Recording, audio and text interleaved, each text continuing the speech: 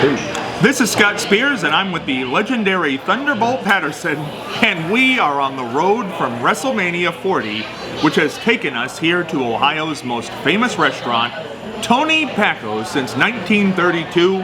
Hungarian hot dogs galore, and we are going to have fun here because Thunderbolt Patterson will be signing a bun tonight because he is the newest inductee to the WWE Hall of Fame class of 2024. Again, WrestleMania 40, just this past weekend, the Hall of Fame ceremony on April the 5th. And these Hungarian hot dogs here at Tony Packo's are delicious. And let me tell you, everybody has signed a bun here starting in 1972 with Burt Reynolds, and since then, they've all signed a bun. And tonight, Thunderbolt Patterson signs one as well. Thunderbolt, here we are. Well, this is my second one. Second bun. Heaven high to all the fans out there. And we just had a real wonderful time in Philadelphia with the WWE. And just happy. We've had a wonderful time with the WWE, and here we are in Tony Packo's. What do you make of the Hungarian hot dogs and the atmosphere here in Toledo, Ohio, Thunderbolt? Well, you know, we've been here once before, you know, and it's some great hot dogs here, and a lot of celebrities have come down through the years, and we're back coming out of God for Jesus. WrestleMania. Hey. Now, Thunderbolt, here we are at Tony Packo's. You lived in Toledo for a while. Talk about that. That's when I first came to this area. I guess that's back in 1968, something like that. And it's been a good while around through here. Some of the greatest fans, Sheik, Bogo, and all them bad individuals. So you had what did you have? You had a chicken platter. Pardon? For dinner, you had a chicken platter tonight. Yeah, very good. I couldn't eat it all. Real good, yeah. So tell people what it was like. Hey, good, yeah. I mean, I can't describe it. It's the first time I've had it, and I'll try to never have it again, you know? Real good. Very delicious. Very good. Now, being here at Tony Packo's tonight, so many famous people have signed buns here. What do you make of this tradition of signing buns at Tony Packo's? Well, they got people coming back, getting good food, and got something doing, honoring people, you know? So this is my second time, and I'm thankful to get my little preps. And we'll take them where we can get them. Good food, yes. Now, Thunderbolt, talk a little bit about WrestleMania 40 and the event that was. Well, I haven't seen much of the matches, you know. All I've seen the incredible staff. You know, what an operation. It's been so long since I've been involved or around too much of wrestling, you know. But it's like Briscoe and Jerry Briscoe and Bruce and Triple H really got some things going on, you know. Now, then the Rock dropped in there, and everyone, you know, excitement, and like I say, I'm just honored, and it's just a pleasure and an honor to be back associated. Clear understanding. Now, Thunderbolt, when you got up there to give your Hall of Fame speech, you came in loud and clear and with a lot of energy. Is that right? Yeah, I was right there. Yeah, I was right there. That's what it's all about. Yeah, I thought so. That's what you're supposed to do. I mean, just to connect back over the years. Look how many years. You understand what I'm saying? Look how many years I didn't have that opportunity. WWE.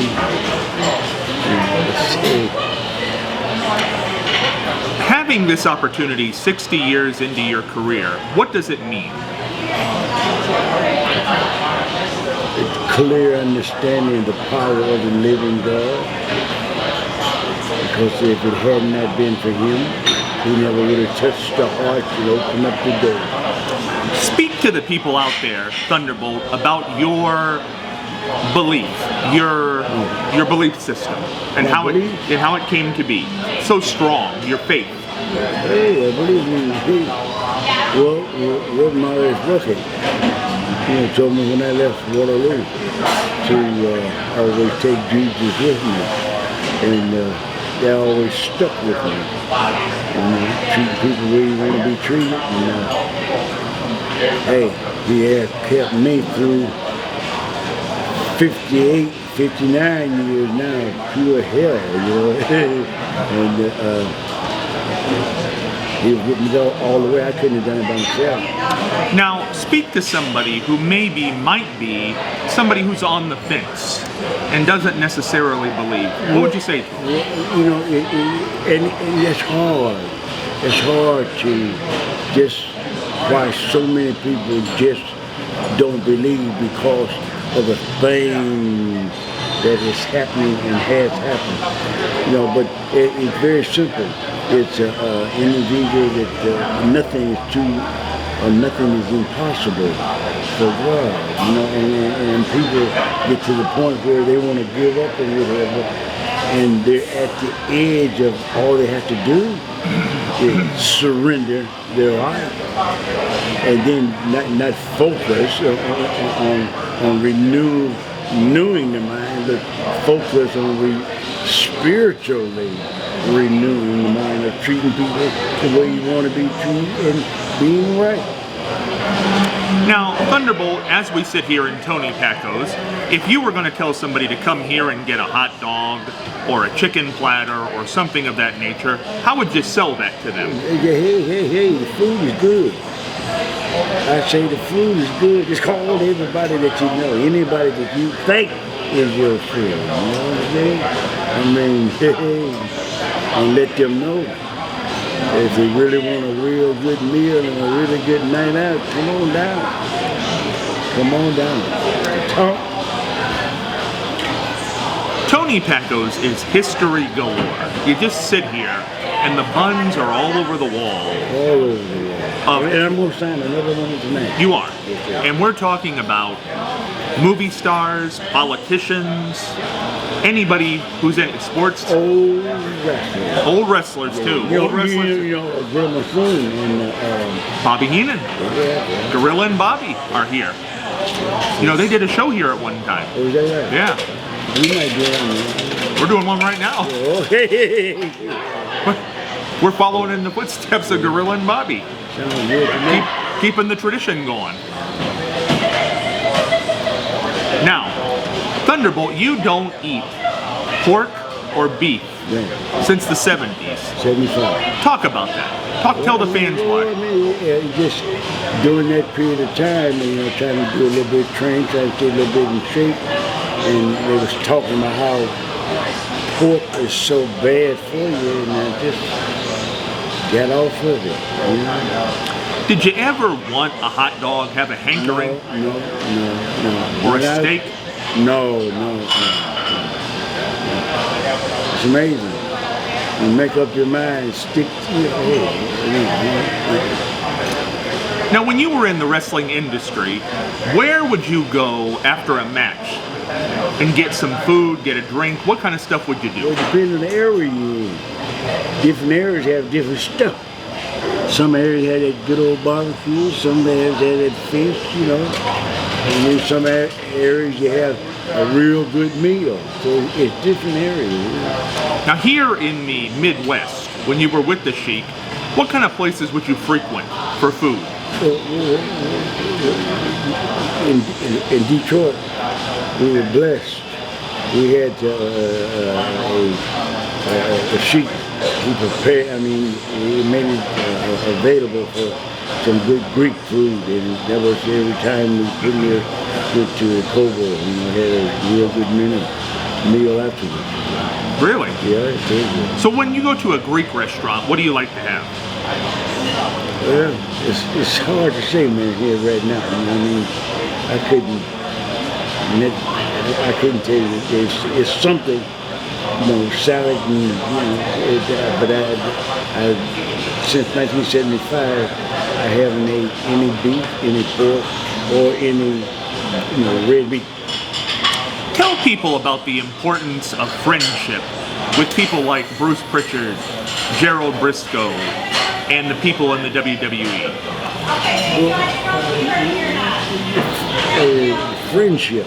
You get the website and look and see what the definition is. A friend sticks. Friend will tell you the truth, and not what you want to hear, or be a hypocrite. Say one thing and doing something else. And I've never. Just a few places I've been that was as straight and up front as WWE, Pritchard and Briscoe. Yeah. It's just a weight lifted off, Now it's interesting, we're here in a fine old establishment, 1932, Tony Packo's here in Toledo, Ohio. Please stop by on Front Street and have a hot dog. Recommend that, Thunderbolt. Hey, let me tell you.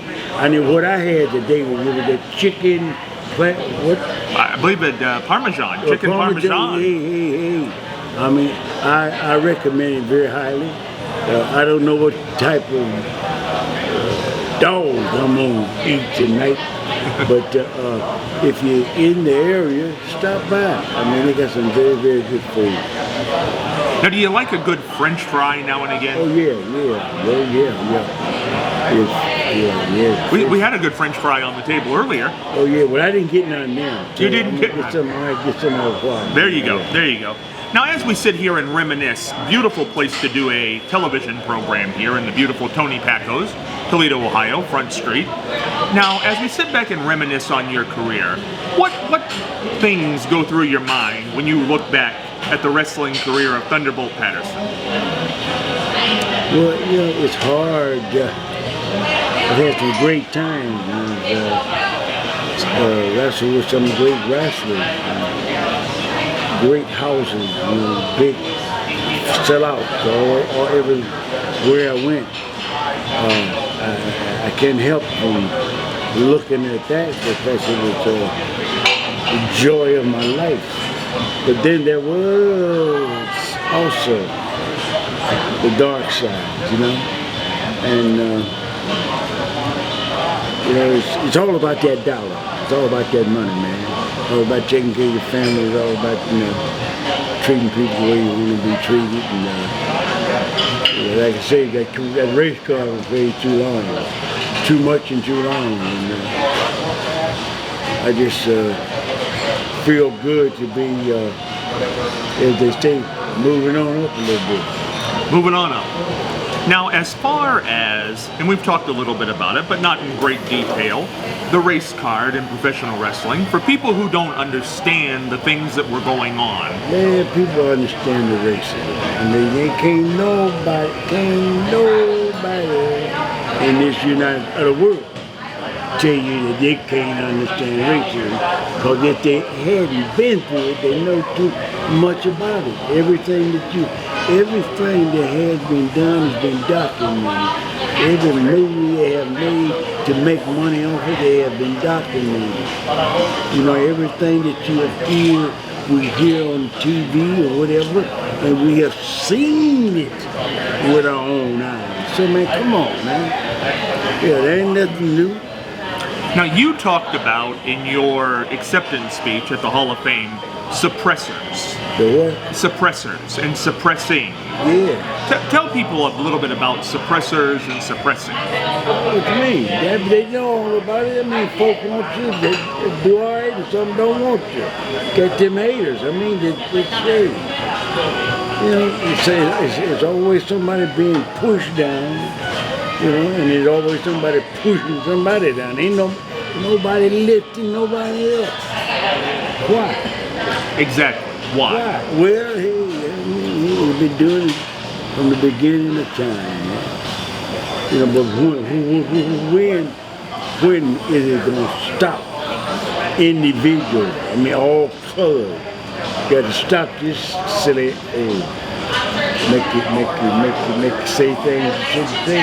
Come out. Things come out. Look out. When we talk about suppressing and suppressors, but in the industry, when the word suppressor comes up, what's the first name that comes to your mind? What's your first name? First name or first person? So many. I mean, you can't. I mean, man, this is a spiritual warfare. I mean, you don't know who. Individuals you think is all right, they ain't.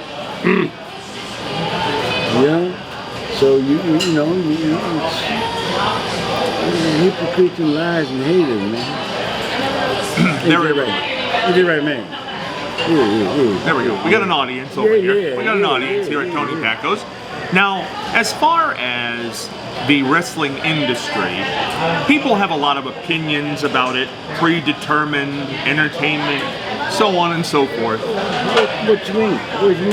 Vince McMahon had made it plain. But he certainly what did. It is. It's a sports entertainment, a business that they took that a great sport and made it a sport entertainment. It's all about that dollar. It's all about being good at your craft. Wrestling. And you see how the years that went by, how they have polluted it, damaged it, sex and violence. You know, I mean, hey, come on. Everybody has seen and heard the same thing. So you can't make excuses for nobody no more that they don't know about racism. But people will still say they didn't have nothing to do with it. Had nothing to do with it. Well, but I mean, hey, it's there. Somebody has to do it, and it's still going on. So you know, why don't you deal with it? Try to find a solution to the problem. How do we fix it? Well, Hey, I can't even fix my own. Yeah, no, all them dirty people up there that say they right and making all that money and making all them these bad diseases and diseases. They the one got to make the change, man. Stop putting all the money in their pocket and help folks. Now, we've talked a lot about the WWE production from WrestleMania. What a production it was. Oh, great one.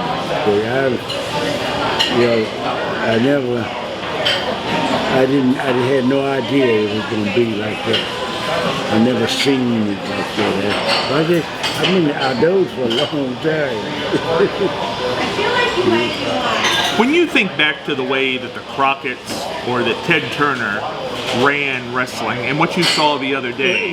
Well, see, you know, and they when they say Ted Turner ran wrestling, Ted Turner wasn't running wrestling. All them other them Crockett's and a lot of them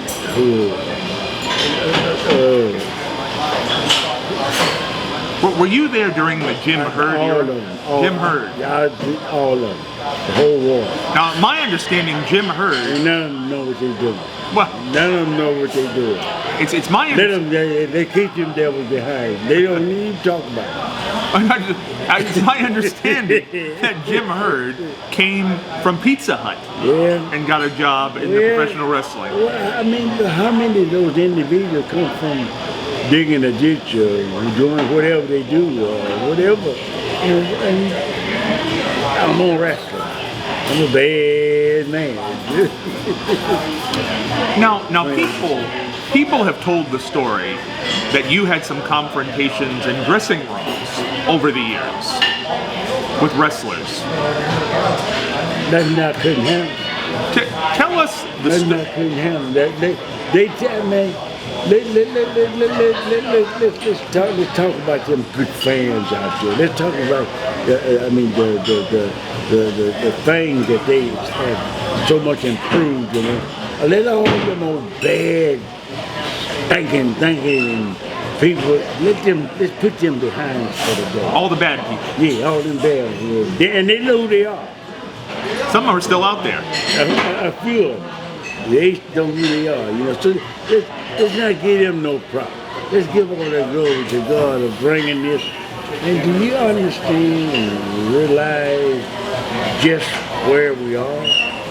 By good people, straight people, fair people, instead of hypocrites, lies, and hate. Come on, man.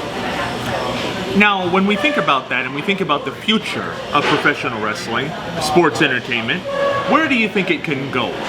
Ain't no telling. Ain't no telling. Divide and conquer with. But with our Father in heaven together, we will not fall. So it's more, and our mind can't conceive where He wants us to be. He already took us through all hell and high water, and all the storms and all those pits and all. He brought us through all that, and here we are still standing down. And it's time now to we are ambassadors for the Lord. And it's time for us to get out there and do what we do. Got to help somebody, to help themselves. Show them the way. Now, WrestleMania 40 in Philadelphia in early April drew 145,000 people over 2 nights to Philadelphia, Pennsylvania. When you hear those numbers, 145,000 people in this world of social media and everything, what's that make you think about? Good Jesus. How sweet it is, how good God is to us. That's all I can say. And still here, and here to see it, because if it had not been for the Lord, I wouldn't be here. And I'm still standing, still alive, still above ground, and have a purpose. What's the secret to your longevity? So many of you. God. Ain't no secret. God is the secret to everybody's life. When God says, come on, you go on. So you better get your stuff right. That's all it is. Well, unfortunately, he told a lot of your compatriots to come on home a little early. Well, that was up to them. I mean, hey, whatever you do, you don't get out of here without paying for the price.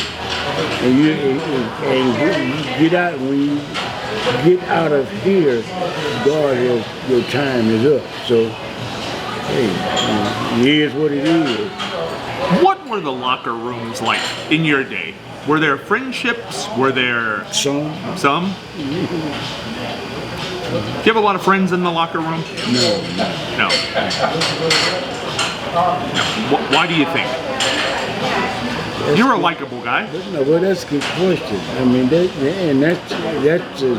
that big $1 million question. I mean, why?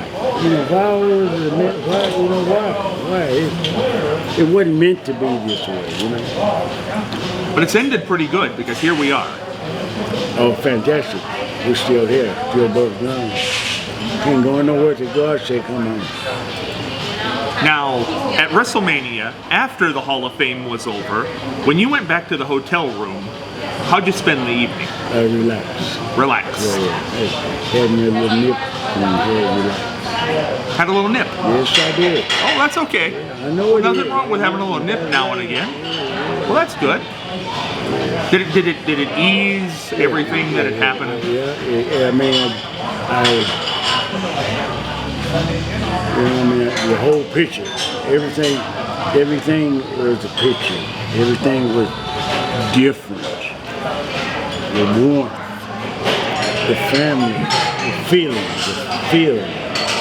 the family, and feeling of and seeing individuals do things right for a change, Which they certainly did. Yeah. They certainly did. Now, WrestleMania, who were you? You obviously ran into your friend Jerry Briscoe and Bruce Pritchard. Who else were you excited to meet? Who? That weekend? Haku. Oh, Haku. Yeah. Mr. Trouble. Put the lights out for you in a hurry. Yeah. We spent. Now, Jimmy Hart. Now, speaking of food. Well, Jimmy Hart, and I wasn't around him that much. Just when he come through there later years, when I that you part there on the championship wrestling, but I wasn't around him a whole lot. Because I wasn't in that Tennessee or that EC, all of that hard coast. I wasn't in on that. Jimmy is an interesting fella. Yeah, right. But he's still getting around. Hey, yeah. He made it to WrestleMania. Yeah. Thank God. Yep. And Medusa was there. Yeah, Medusa. Yeah. Okay, yeah. And Bull Nakano. Yeah. Yeah. Tough female wrestler there. Yeah. The Bull doesn't look much like herself at all anymore. She's really transformed. Say that again? She's transformed, Bull Nakano. Yeah. From the way she used to look to how she looks now. Yeah. You wouldn't know her. Who were the big female wrestlers in your day? Moolah. Marva Scott, Ethel Johnson.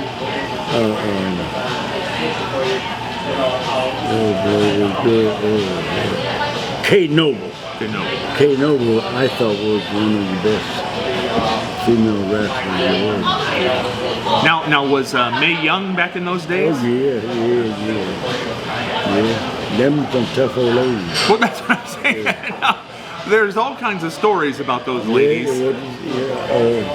I was wrong a little bit, but I don't know none of those shocking stories. I wasn't in that part of their life. Now, if you had to describe Moolah, Fabulous Moolah, just like a man. Like a man. Like she. Just like a man. Acting, that's what she did. Yeah. She was a tough lady, is what you're saying. Yeah, I'm telling you the truth. She could handle herself. Yeah. Now, what about Mae Young? Same way. Same way. Yeah. Now, they say Moolah liked her money. Pardon? Moolah liked her money. That's how she got her name. Oh. The Fabulous Moolah. Well, like I say, I didn't, really know much about her. I heard of them, know some of the girls that came through there, but I didn't know that much about Moolah herself, other than that she had been the champion for a long time. Old. She held that title for decades. Now, one person I want to talk about, because he's kind of the Truman Capote of professional wrestling, is Jim Barnett. My boy. There you go. That's just. Jim was alright. I mean, Jim just was Jim. Now, Jim Barnett, how did you meet Jim Barnett? In Australia. Australia? Yeah. He was running Australia. Several other guys, I guess. And that's the first I met him in Australia. And your relationship continued for many years. Well, Jim paid a little bit more, and Jim was the first one to bring class, suits and ties, I think he invented studio wrestling, television studio wrestling. I don't know about that. He lived down at the, Colony Court? Yeah. I never did get up there. You never got up there to Colony Court? I think some guys did. Boy, that's what they say. That's what they say. Some guys made it over to Colony Court. That alone. Some guys went and some guys didn't, and that's how that story goes. Yeah. But Jim brought class. He was always in a suit. Yeah. Classy gentleman. Yeah. First class. Flew places and more, Jim Barnett, one of the... James E. Barnett. And I did not know till recently that Jim E. Cornette, James E. Cornette, that E came from Jim E. Barnett. Yeah, I didn't know. Well, I'll tell you what. Thunderbolt Patterson and I are here having a delicious meal and a good time at the legendary Tony Packo's Hungarian Hot Dogs in Toledo, Ohio on Front Street. Stop by, and we're not done yet. We're coming back after this break with a whole lot more conversation and bun signings here at Tony Packo's. Man, we should right up on that air. Hey, Scott Spears and Hall of Famer Thunderbolt Patterson back here at Tony Packo's Front Street in beautiful Toledo, Ohio, and we're having a great time here on the road out of WrestleMania 40 this past weekend, where Thunderbolt became Hall of Famer, Hall of Fame class of 2024. Oh, there it is, the ring itself. Now, Thunderbolt, will you ever take that ring off? Oh, not too often. Not too often. Gonna hold on to that thing. Oh yeah. Not gonna put it up and then long enough. It's a very classy ring. Very nice. What does the ring mean to you? Everything. Like, hey man, that's all I know. That was my dream, wrestling. To be on top. Whatever I could achieve. They say we're in Atlanta, Georgia, the city too big, busy to hate. Come on. To be a top of. You know, it's interesting. I was thinking about this the other day. After all these years, you really have finally made it to New York. Come on, big time. 2024. Big time. You made it to New York.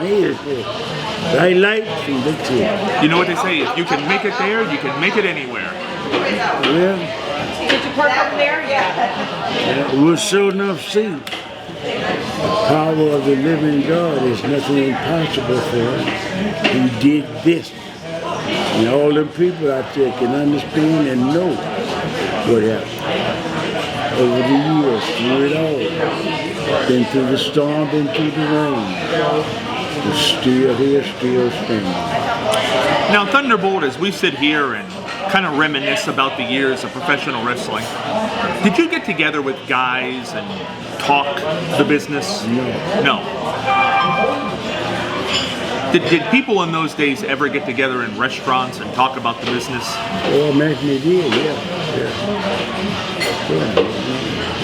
Now, we were talking about Jim Barnett when we went to break there, and one thing I wanted to touch on with Jim Barnett was he stayed for a long time in the business. He was a businessman from place to place. He had what the wrestling business needed, connection. Now, in your opinion, are the best bookers former wrestlers or people like Jim Barnett? Well, no. A person that don't know anything about it, how could they do it? Some wrestlers could, but wrestlers that's selfish, and they can't.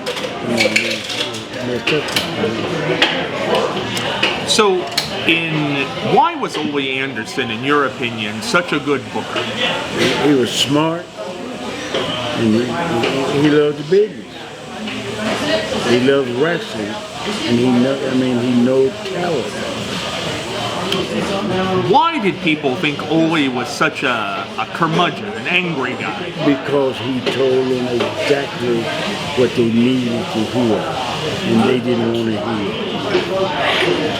And he told them exactly how he felt. He was no hypocrite. Folks lied on him. Yeah. Did you ever clash with him on opinion? Yeah, well, sure, teeth and tongue fall out. That's the closest thing it is. Yeah, but we never had no, we never had no problems. Did you see Ole have issue with people? Oh, yeah. He tell him what he believes. It's on his mind, yeah. Now, a lot of people say they would watch Ole dress down people in the locker room. Do what? That he would go back there and he'd read them the riot act. Well, he'd get on their kids if they done something wrong. Something needed to be done, but he wasn't. All he wanted you to do your job. But you and he never had a clash. No. We had no beef. Where did you first meet him at? In Fort Leonard Wood, an Army base. Him and Gene, I worked with him. I don't know who was my partner, but we worked with him. And the colonel's wife stopped the match. Gene broke her shoe, or how he was, and she stopped the match. And then when did Ole and you, would you say, become friends? In '72, and in North Carolina, and then I went to Ann Gunkel and was blackballed. And then when things got down or whatever, places, Ole would always get hold of me. Now, let's say in the early 90s, when Ole was working for Turner, what would a phone call like from Ole be like when he would call you? What would he say? You want to work? And you'd come back. Yeah. And was it always fun?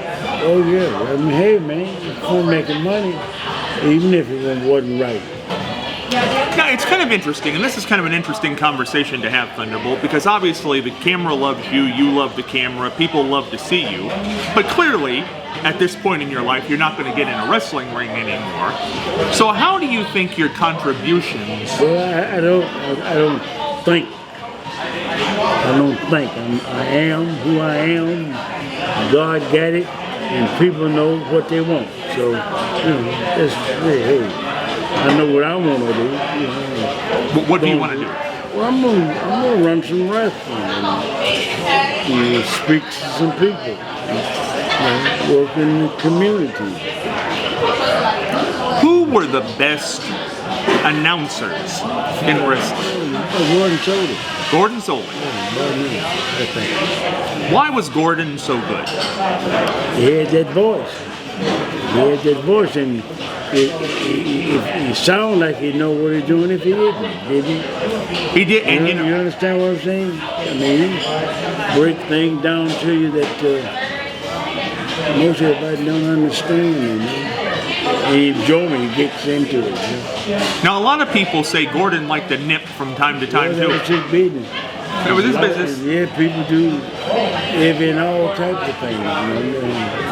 I never was around like that.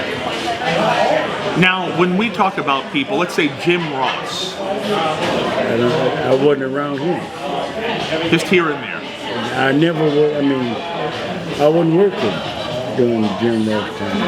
I think there was an interview on your Hall of Fame video where he was interviewed. He might have, but I had no dealing with him at all.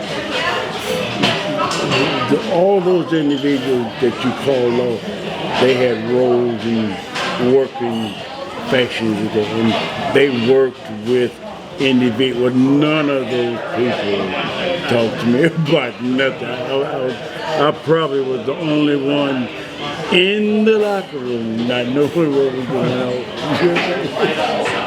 So what do you believe the announcer, the broadcaster's position should be in a wrestling match?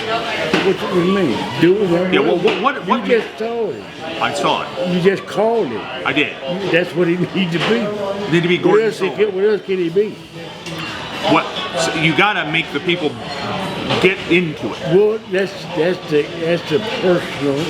That's what made Gordon Solie so good, because he could talk about things and keep your interest. Did you ever work with Bob Caudle? I didn't care for it. Didn't care for Bob Caudle.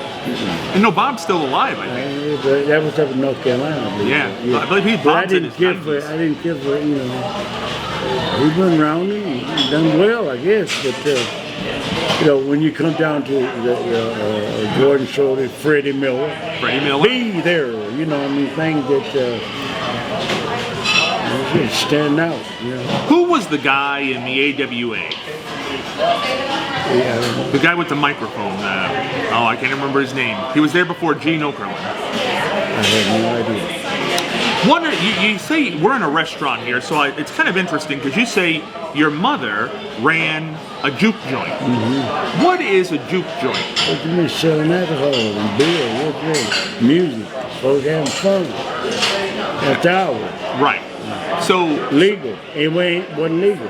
Wasn't legal. No. Oh. We call it bootlegging. Oh, Yeah. bootlegging. Yeah. Now, what year? What time frame was this? I mean, I'm 82 years old from the beginning. So we're in the 40s. Yeah. So, how did they stay under the radar? What you mean, stay under the radar? Well, if it was, How they staying under the radar now? Everybody know what's going on. Ain't nothing under the radar. You're right. Just back then too, they was paying them off for didn't care. I mean, yeah. I was raised up in the streets. what do you think that gave you, being raised in the streets? My sister gave me, don't bother nobody. Take care of your own business. But if they needed, you were exactly what they call us. And that was my motto all of my life. Now, your sister clearly was a big influence in your life. Who were the other influences?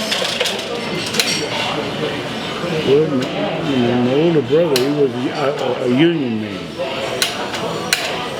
And that's it. You know, you worked for the unions at one point. What did you do for the unions? A representative. Now, which union was that? SCIU.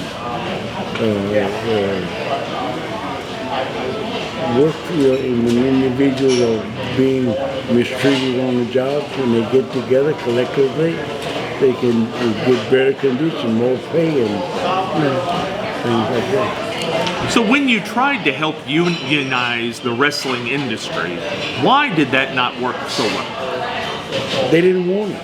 The promoters said, they won't do what they wanted to do, how they wanted to do it. And,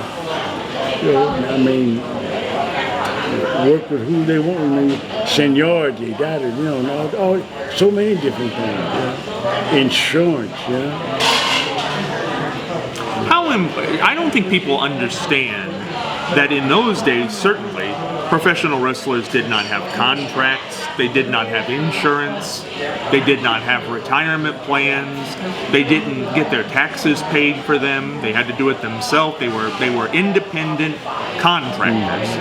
How hard is it to operate like that? Well, it's all right if you make your money, just get in deeper trouble because you don't pay them taxes like before. But if you ain't making no money and you have to pay all of your expenses, the little bit you're making ain't doing you no good. A lot of wrestlers have gotten in trouble for their taxes. Do you think it's because they couldn't afford the accountants and things that they would need? Yeah. They didn't want it, or didn't think of it. I get caught. I get, you spend above your means, trying to take care of your family and and don't do this and don't, it was. Now, in your particular situation, how did you resolve the problem? Well, when I come to a place where, I had no choice. With nobody, no the preachers, or nobody out there that's business would give me a job. I'm labeled as a troublemaker or polluted or whatever. But still, I wasn't going to go to selling no drugs. I wasn't going back to the streets. I understand that there's a God. And I learned to live not above my means or what I had, In the time you did have a little conflict, were you able to resolve it? Oh yeah, you had paid. You do. When the IRS comes knocking, you got to pay those bills, or else there can be a little bit of trouble involved. Right. But the IRS, thank goodness, they do work with people. Oh yeah. And I think also the independent contractors, because they realize there is a lot of problem there. Oh yeah. Now, Thunderbolt, are you much of a cook as we sit in this restaurant? Yeah. Well, I used to. I got the old nerve damage. Now I drop everything. Can't cut up stuff. But yeah, my wives, all they had to do was come put their feet up under the table. I had it ready when I get there. Now, what was your favorite dish to cook? I put it up cook anything. Cook anything. The other shit means sweets. Sweets? Other than sweets, I'm not a baker. Did you make chili?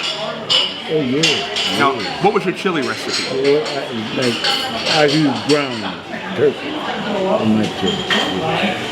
Now, did you put anything special in there? I'm not giving you my secrets and stuff. I mean, put, the beans, the chili sauce, and the garlic, and that's all I can say. So you can't tell me the rest. It's like the secret in the Hungarian hot dogs here. Oh, okay. You can't tell the secret. Well, I'm trying to find me a hot dog here tonight that ain't no meat, So I'm gonna see what they're gonna work out. They might have a vegan dog. But they tell me that it's one of the best hot dogs in the country.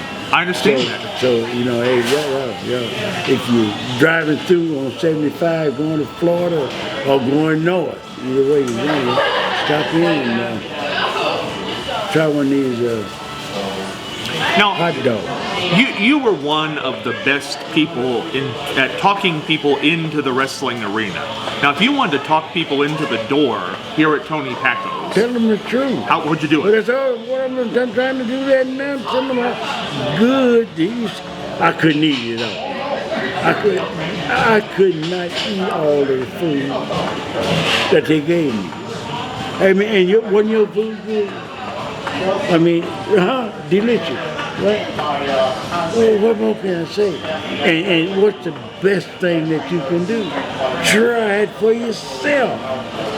Hey, make up your own mind now. Make the right, not just a decision, make quality decision. Get yourself together and come on down and have a meal. We ain't just gonna have no hot dog. They got more than hot dogs in here, buddy. We're just gonna sign 1 or 2. We're gonna sign another night, y'all.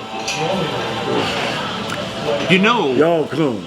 The person we rode with up here had chili. Now you understand what that means about the ride home. Well, that's not. Don't see. You see that? See what you're putting on my mind? I didn't mean to take an ugly turn there. It, though. No, I didn't want to take an ugly turn. Yeah, you did. I mean, oh my God. Yeah. Lord help. We might need a little help going back to the house. You do know, Thunderbolt, as we were driving. Crack that window or something. Crack the window. Get a gas mask. Whatever you can do. You might. Well, why did you bring that up? Well, because I'm worried about the situation. The shish. Oh, yes. You never know. The situation. Now, and here's why I'm double worried. It looks like he's over there laughing. Is that any indication that? Hope he doesn't laugh that hard in the car on the way home. Now here's another thing, Thunderbolt. This is why this is worrisome. Because as we were driving up here on 75 today, at one point there was an aroma, should we say, in the automobile. But I was told that was out there in that area.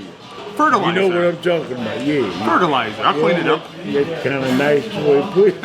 I'll clean that up for you. Little fertilizer. So I wonder. When you want anything, imagine thing, you don't want to know. I mean, you better tell you. It's gonna sneak up.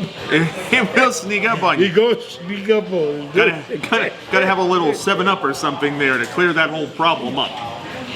What you say about that, my friend? Not much to say.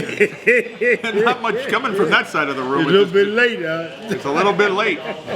You know, and this is what we need more of in the world. Laughter and good communion over food. Communication, yeah.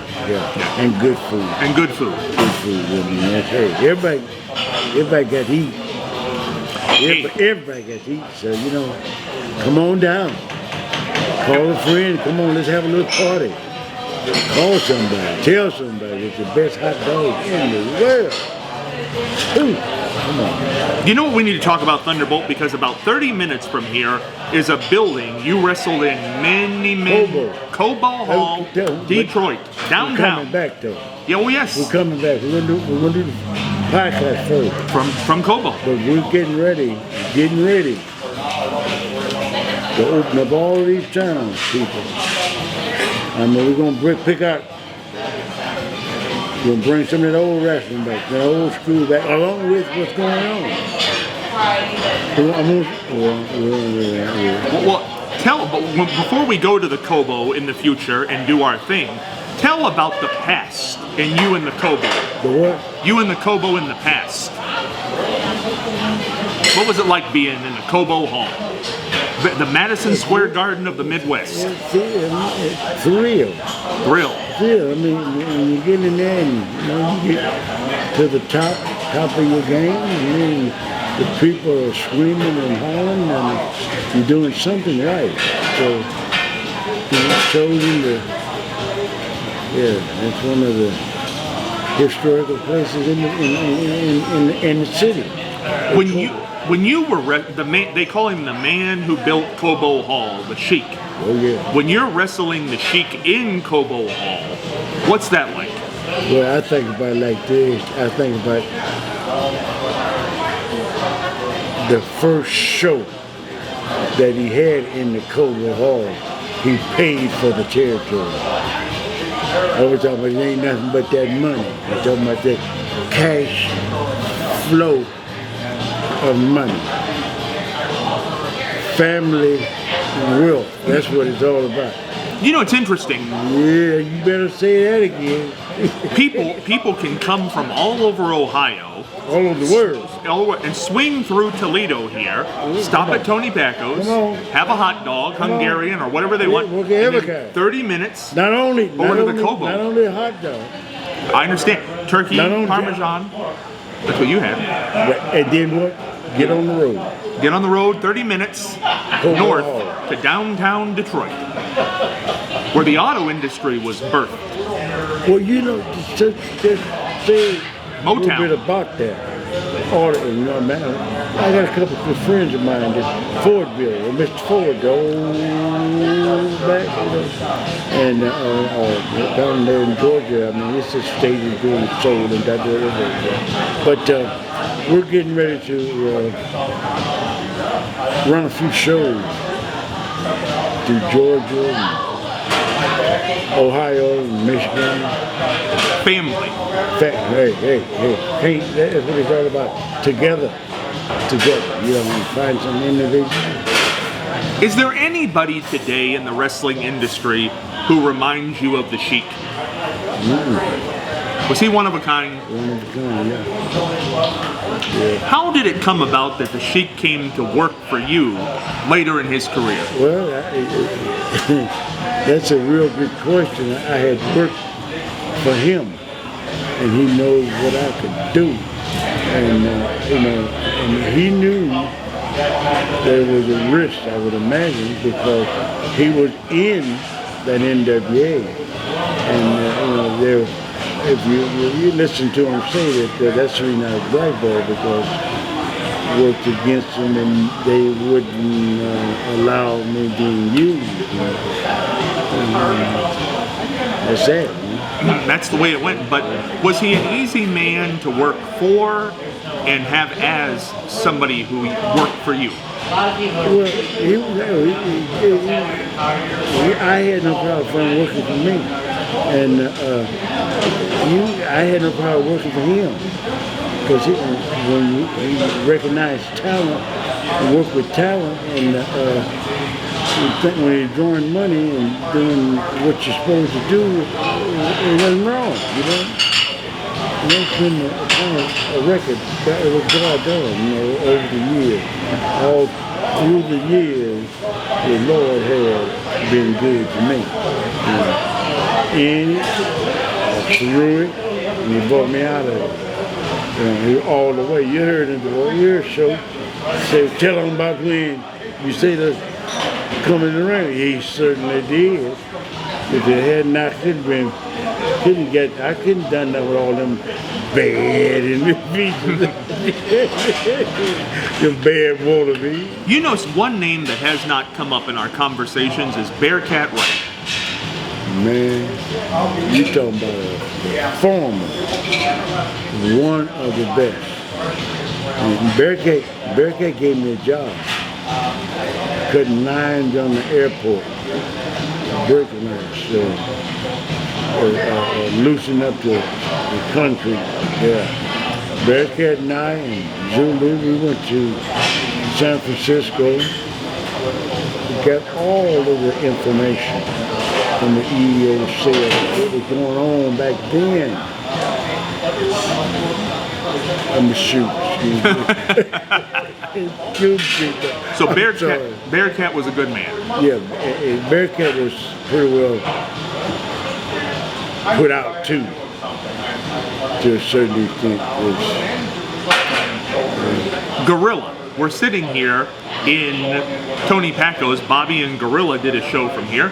What's your memories of Gorilla Monsoon? Well, I met Gorilla in San Francisco. He was a good worker. Big man. Yeah, met him in Los Angeles. Big man, good worker. But I never was around him other than a short period of time. I never did make it to the up there at the Big Apple, just the one time. Now, I hear Gorilla was a very smart man. Yeah. Graduated college. Yeah. Well, most of the guys did. You know what I mean? They wrestle. You know, they went to college. All of them did. These people are really legendary when you look back. Did you and Bobby Heenan ever cross? Just south, that's all. Just cross. Never was around in. No. Ox Baker. Ox Baker lived 12 miles from where I live. I've been knowing him all my life. Now, Ox, we spent a lot of time with Ox here in Ohio. What was Ox like for somebody who didn't know him? If you had to describe him. A big old guy, just as good as gold. But he had those.